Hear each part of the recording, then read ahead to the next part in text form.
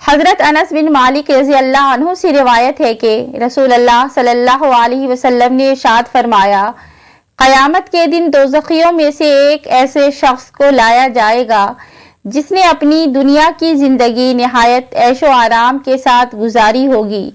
اس کو دوزخ کی آگ میں ایک غوطہ دیا جائے گا، پھر اس سے پوچھا جائے گا، آدم کے بیٹے، کیا تو نے کبھی کوئی اچھی حالت دیکھی ہے اور کیا کبھی عیش و آرام کا کوئی دور تجھ پر گزرا ہے؟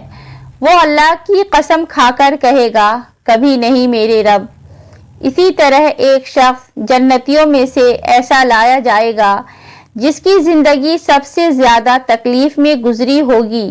اس کو جنت میں ایک غوطہ دیا جائے گا، پھر اس سے پوچھا جائے گا، آدم کے بیٹے، کیا تو نے کبھی کوئی دکھ دیکھا ہے؟ کیا کوئی دور تجھ پر تکلیف کا گزرا ہے؟ وہ اللہ کی قسم کھا کر کہے گا، کبھی نہیں میرے رب، کبھی کوئی تکلیف مجھ پر نہیں گزری اور میں نے کبھی کوئی تکلیف نہیں دیکھی۔